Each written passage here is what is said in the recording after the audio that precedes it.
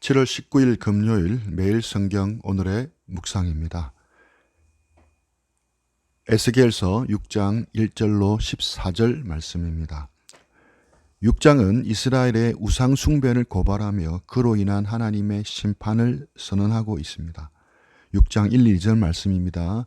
여호와의 말씀이 내게 임하여 이르시되 인자야 너는 이스라엘 산을 향하여 그들에게 예언하여. 하나님은 왜 에스겔에게 하필 이스라엘 산들을 향하여 예언하라고 하셨습니까? 이스라엘 산들이 무엇을 잘못했겠습니까? 그것은 당시 이스라엘 산들마다 우상의 산당이 세워져 있었고 그곳에서 우상을 숭배하는 일들이 진행되고 있었기 때문입니다. 3절 말씀에서 구체적으로 언급하고 있습니다. 이르시기를 이스라엘 산들아 주 여호와의 말씀을 들으라. 주 여호와께서 산과 언덕과 시내와 골짜기를 향하여 이같이 말씀하시기를 나 곧 내가 칼이 너희에게 임하게 하여 너희 산당을 멸하리니. 산과 언덕과 시내와 골짜기마다 산당이 있었습니다. 하나님은 그 산당을 멸하시겠다고 말씀하십니다. 이스라엘 사람들은 가나안에 정착했을 때 곳곳에 세워진 우상의 산당들을 보았습니다. 이스라엘이 가나안에 입성하기 전부터 하나님은 산당을 헐어버리라고 명령하십니다. 민수기 33장 52절 말씀입니다. 그 땅의 원주민들을 너희 앞에 다 몰아내고 그 새긴 신상과 부어 만든 우상을 다 깨뜨리며 산당을 다 헐고. 그러나 이스라엘은 대부분의 산당을 헐지 않고 하나님을 예배하는 처소로 바꾸었습니다. 하나님께서는 그곳에서 예배 드리는 것을 허락하셨습니다. 장차 하나님이 한 곳을 정하시면 그때부터는 그곳에서만 예배를 드려야 했습니다. 신명기 12장에 보면 반복적으로 거듭거듭 하나님께서 택하실 그곳에 가서 그곳에서만 예배를 드리라고 말씀합니다. 산당에서 드리는 예배는 한시적인 것이기에 묵인하신 것으로 생각됩니다. 세월이 지나면서 하나님이 택하신 곳이 예루살렘인 것이 밝혀지고 솔로몬이 이곳에 성전을 지은 이후부터 이스라엘 백성은 이곳에서만 예배를 드릴 수 있었습니다. 그러나 시간이 지남에 따라 이스라엘은 다시 산당을 곳곳에 세우고 이곳에서 하나님께 예배를 드렸습니다. 그러면서 원래의 산당에서 행해지는 이방 종교의 풍습들이 다시 살아나기 시작했습니다. 결국 이스라엘은 산당들에서 바알과 아세라 등 여러 우상들을 함께 하나님과 함께 숭배하게 되었던 것입니다. 히스기야 왕과 요시야 왕 때는 모든 산당을 허무는 획기적인 개혁이 있었지만 오래 지속되지를 못했습니다. 결국 산당들은 다시 세워졌으며 그곳에서 우상 숭배는 다시 이어지게 되었습니다. 히스기야 왕의 아들 므낫세 왕 시대에는 오히려 예루살렘 성전을 폐쇄하고 산당에서 온갖 우상을 숭배했으며 심지어는 자기 자식들을 그 우상들에게 불태워 바치기까지 했습니다. 왜 이처럼 이스라엘 백성은 산당에 대한 집착을 버리지 못했겠습니까? 첫 번째는 편리했기 때문입니다. 산들마다 골짜기마다 산당이 있었기에 아무 때라도 편하게 예배를 드릴 수 있었습니다. 예루살렘 성전까지 가서 예배를 드리려면 멀리 떨어진 곳에 사는 사람들은 오고 가느라 일주일을 보내야 하기도 했습니다. 두 번째는 전통과 관례 때문이었습니다. 산당은 가나안 입성할 때부터 있었고 이스라엘의 신앙 영웅이었던 사무엘과 다윗도 그곳에서 예배를 드렸습니다. 그러니 그게 그렇게 나쁘겠느냐 하는 생각이 많았던 것입니다. 세 번째는 산당을 제거하는 데 대한 두려움 때문이었습니다. 종교개혁을 일으킨 히스기야와 요시야가 모두 산당을 제거했다가 된통 혼이 났다고 하는 생각들이 사람들을 두려워하게 했습니다. 아수르의 사내립이 공격해와서 예루살렘 주민들을 동요시키기 위해서 산당의 주인 여호와께서 히스기야가 산당을 제거한 것에 대해 분노해서 자기를 보냈다고 거짓말을 했습니다. 또한 히스기야보다 더 대대적으로 산당을 제거했던 요시야 왕은 무깃도에서 애굽의 바로 느고에게 죽임을 당하는 것을 보기도 했습니다. 이 두 사건을 경험한 이스라엘 사람들은 산당을 제거하는 것이 금기처럼 여기게 되었을 것입니다. 신명기에서 거듭거듭 말씀하셨지만 무지한 백성들 사이에는 이런 생각들이 팽배했을 것입니다. 하지만 우리는 이스라엘 왕 중에서 영적으로 깨어 있었던 선한 왕들은 산당을 제거했다는 것을 기억해야 합니다. 네 번째, 우상 숭배에 대한 유혹 때문이었습니다. 산당은 원래 가나안 종교의 제사가 드려졌던 곳이기에 산당을 통해 바알과 아세라 등과 같은 우상을 섬기는 것이 자연스럽게 이스라엘 백성들에게 침투해 들어왔습니다. 이스라엘이 가나안에 정착하면서 농경사회로 바뀌게 되는데 농사 대부분을 하늘에 의존하는 천수답인 가나안 땅에서 제때 비가 내리는 것은 농사에 매우 결정적이었습니다. 그런데 그 바알 신앙이 비와 풍요를 주관하였기 때문에 이스라엘은 하나님도 섬기고 농사를 위해서 바알도 섬기는 혼합주의에 빠졌던 것입니다.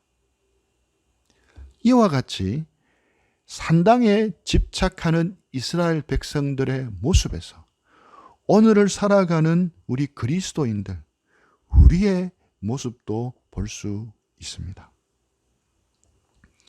하나님은 자기 백성이 우상을 숭배하도록 내버려 두지 않으셨습니다. 하나님은 이스라엘의 산과 언덕과 시내와 골짜기에 있는 산당들을 향해 나 곧 내가 칼이 너희에게 임하게 하여 너희 산당을 멸하리니 라고 분명하게 선포하고 계십니다. 에스겔서 6장 4절 말씀입니다. 너희 제단이 황폐하고 분향 제단들이 깨뜨려질 것이며 너희가 죽임을 당하여 너희 우상 앞에 엎드러지게 할 것이라. 5절 말씀입니다. 이스라엘 자손의 시체를 그 우상 앞에 두며 너희 해골을 너희 제단 사방에 흩으리라. 하나님은 산당에서 숭배되던 우상들과 제단들만 폐허가 되게 하실 뿐 아니라 이 산당에서 우상을 숭배했던 이스라엘 사람들도 같이 죽이시겠다고 말씀합니다.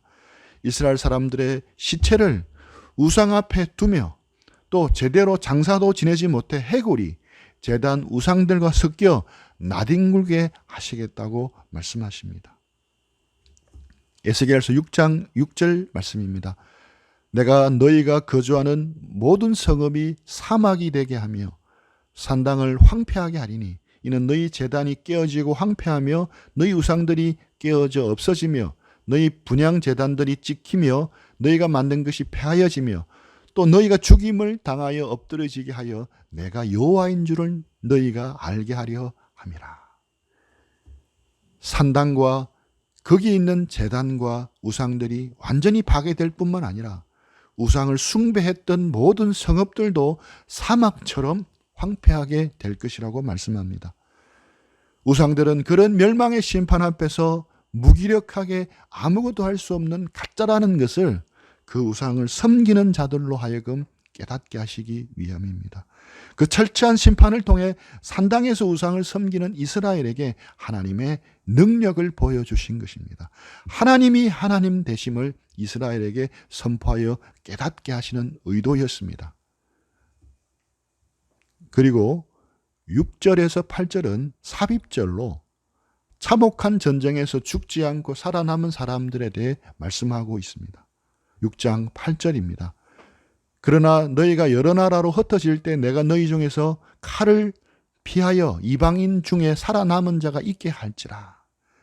하나님께서 일부는 남겨두시겠다고 말씀합니다.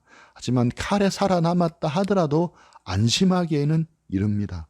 6장 9절 너희 중에 살아남은 자가 사로잡혀 이방인들 중에 있어서 나를 기억하되 그들이 엄란한 마음으로 나를 떠나고 음란한 눈으로 우상을 섬겨 나를 근심하게 한 것을 기억하고 스스로 한탄하리니 이는 그 모든 가증한 일로 악을 행하였음이라.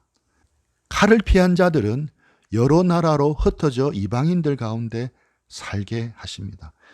이들은 그곳에서 하나님을 제대로 기억할 것입니다. 그리고 음란한 마음과 눈으로 하나님을 떠나 우상을 섬겨서 하나님께 배역한 것에 대해 비로소 한탄할 것입니다. 자신들의 행한 일이 가증한 악임을 깨닫게 되는 것입니다. 6장 10절 말씀. 그때야 그들이 나를 여호와인 줄 알리라. 내가 이런 재앙을 그들에게 내리겠다 한 말이 헛되지 아니하리라. 그리고 그렇게 포로 잡혀가 유배 생활을 하면서 비로소 그러한 재앙을 내리시는 분이 하나님이심을 깨닫게 되는 것입니다. 하나님이 심판에 대한 던진 그 메시지가 결코 헛된 것이 아님을 뼈저리게 깨닫도록 하고 계신 것입니다. 6장 11절. 주 여호와께서 이같이 이르시되 너는 손뼉을 치고 발을 구르며 말할지어다. 오라 이스라엘 족속이 모든 가증한 일을 행함으로 마침내 칼과 기근과 전염병에 망하되. 8절과 11절까지 삽입된 부분인데 이제 다시 산당에 대한 심판의 말씀을 이어가십니다. 그런데 심판의 강도가 훨씬 더 세집니다. 하나님께서 에스겔에게 심판에 대한 메시지를 전하면서 손뼉을 치고 발을 구르라고 명령하십니다. 이는 벌을 받게 된 상황을 비웃고 조롱한다는 의미보다 이스라엘의 반역에 대해 하나님이 진노하신다는 것을 표현한 말입니다. 오늘날도 유대인들은 극한 분노와 슬픔을 표현할 때 손뼉을 치고 발을 구르며 오라라고 외친다고 합니다. 즉 잘했어, 정말 잘해서 하며 환원성을 지르며 치는 물개박수가 아니라 안타까운 발을 동동 구르며 어쩌지 어떻게 하면 좋지 하며 손바닥을 서로 마주치는 그런 모습이라 할 수 있습니다. 에스겔서 6장 12절. 먼데 있는 자는 전염병에 죽고 가까이 있는 자는 칼에 엎드러지고 남아 있어 에워싸인 자는 기근에 죽으리라. 이같이 내 진노를 그들에게 이룬즉 하나님은 기근, 전염병, 전쟁으로 이들을 칠 것이라고 말씀합니다. 레위기 26장에 기록되어 언약되어 있는 저주의 말씀 그대로 하시는 것입니다. 에스겔서 6장 13절. 그 죽임당한 시체들이 그 우상들 사이에 제방 사방에 각 높은 고개 위에 모든 산 꼭대기에 모든 푸른 나무 아래 무성한 상수리 나무 아래 곧 그 우상에게 분향하던 곳에 있으리니 내가 여호와인 줄을 너희가 알리라. 그리고 우상 숭배 때문에 죽임을 당한 시체들이 그들이 우상을 섬겼던 산당과 우상들 사이와 모든 제단에 나뒹굴게 될 것입니다. 하나님의 심판이 우상 숭배하는 자들에게 이렇게 임할 때 비로소 그들은 하나님이 참 하나님이시며 여호와이심을 깨닫게 될 것이라고 말씀합니다. 6장 14절. 내가 내 손을 그들 위에 펴서 그가 사는 온 땅 곧 광야에서부터 디블라까지 황량하고 황폐하게 하리니 내가 여호와인 줄을 그들이 알리라. 광야에서부터 디블라까지라는 말은 유대 광야가 있는 이스라엘 남쪽부터 디블라, 원래는 리블라로 여겨지는 이스라엘 북쪽까지 모든 지역을 말합니다. 즉 그가 사는 온 땅, 이스라엘 백성이 사는 온 땅이 하나님의 심판을 피할 수 없다는 말씀입니다. 심판에 대한 강도와 의조가 분명히 달라지고 있는 것을 볼 수 있습니다.